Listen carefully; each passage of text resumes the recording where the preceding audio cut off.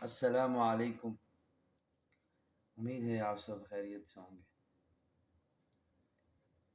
جیسا کہ آپ کو پتہ ہے پاکستان کے حالات بہت زیادہ گمبھیر ہو چکے ہیں اور مزید گمبھیر ہونے والے ہیں۔ تو آپ سب سے یہ ریکویسٹ ہے کہ جتنا کم ہو سکے، جتنا آپ کو لگتا ہے کہ یہ ہماری ضروریات جتنی پوری ہو سکتی ہیں کم سے کم میں، تو پلیز اس ضروریات کو اتنے ہی یوز کیجیے، نہ کہ رزق کی تباہی، رزق کی بے برکتی اور رزق کی احترام نہ کیا جائے۔ تو اس سے یہ ہے کہ اللہ پاک بھی ناراض ہوتا ہے اور رزق میں تنگی بھی آتی ہے اور مشکلات بھی پیدا ہوتی ہیں۔ جتنا آپ استعمال کرتے ہیں اتنا استعمال کریں۔ اگر آپ کے پاس زیادہ ہے تو اللہ پاک آپ کو اس سے زیادہ عطا کرے،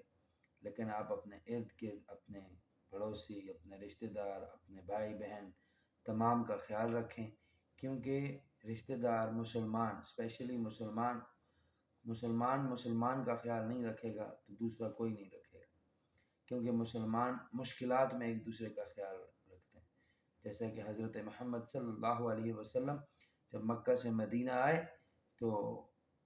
انصار نے، مہاجرین کا بہت زیادہ خیال رکھا، حتیٰ کہ اتنا خیال رکھا کہ اپنی زمینوں میں بھی حصے دے دیے، اور یہاں تک کہ اپنے کاروبار میں بھی آدھا آدھا کر دیا۔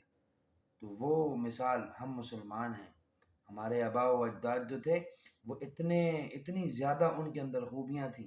تو کیوں نہ آج ہم بھی اس مشکل وقت میں ان خوبیوں کو، جو لوگوں کے پاس ہے، استطاعت ہے، وہ ان خوبیوں سے فائدہ اٹھائیں، ان خوبیوں سے کچھ سبق لیں اور اپنے مسلمان بھائیوں کا خیال رکھیں۔ لازمی نہیں ہے، جس معاشرے میں آپ رہتے ہیں وہاں پہ بہت سارے لوگ رہتے ہوں گے، مسلمان، غیر مسلم، جتنے بھی ہیں ان کا بھی خیال رکھا جائے۔ کیونکہ مسلمان وہ ہے جو کہ اس چیز کا خیال نہ رکھے کہ میرے مسلمان بھائی، بلکہ وہ فرق نہ کرے، بلکہ وہ اپنے دوسرے پڑوسی کو بھی دیکھے کہ وہ اگر غیر مسلم بھی ہے تو اس کا بھی خیال رکھے۔ کیونکہ اسلام جو ہے وہ زبردستی نہیں آیا، انہی خوبیوں کی وجہ سے، انہی اچھائیوں کی وجہ سے اسلام نے دنیا کے اندر پیکس تک پہنچا، اس کی برتری ہوئی، لوگوں نے اس کو قبول کیا، صرف اور صرف کس وجہ سے؟ اخلاق کی وجہ سے۔ کیونکہ آپ کے اخلاق اور دوسرے مذاہب کے لوگوں کے اخلاق میں فرق ہونا چاہیے، تو یہی وہ فرق ہے جس سے ہم ان سے بہتر ہو سکتے ہیں۔ کیونکہ جو بندہ زیادہ اللہ پاک کے راستے میں خرچ کرتا ہے، اس کا مقصد یہ نہیں ہوتا، مقصد کیا ہے کہ انسان کے اندر پرہیزگاری آ جائے،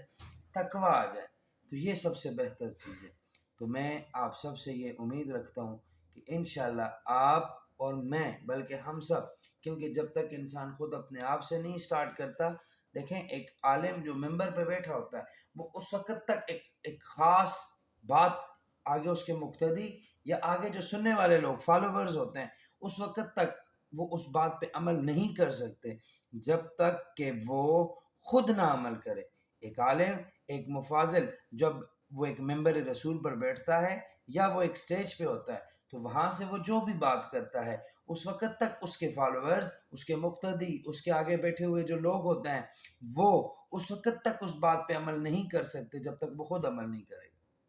آپ نے بھی یہ اپنی زندگیوں میں دیکھا ہوگا کہ آپ بہت بڑے بڑے علماء کے پاس گئے ہوں گے، مشائخ کے پاس گئے ہوں گے، لیکن کچھ ایسے لوگ بھی ہوتے ہیں جو چھوٹے، مطلب اتنے بڑے عالم نہیں ہوتے، اتنے بڑے عہدے پہ نہیں ہوتے، لیکن جب آپ ان کے پاس بیٹھتے ہیں تو ان کی باتیں آپ کے دل کو لگتی ہیں۔ آپ جب وہ کام کر رہے ہوتے ہیں جو انہوں نے بتایا ہے حدیث کے بارے میں کہ جی وضو کرتے وقت یہ دعائیں پڑھنی چاہیے، نماز کے بعد یہ دعائیں پڑھنی چاہیے، کھانا کھاتے وقت یہ کرنا چاہیے، تو اگر وہ خود کر رہے تھے تو آپ پہ بھی اس بات کا بہت زیادہ اثر ہوگا۔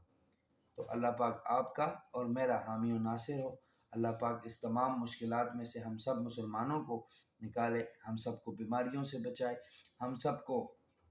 اس مشکل گھڑی میں ایک دوسرے کا ساتھ دینے کی توفیق عطا فرمائے۔ اللہ حافظ، السلام علیکم۔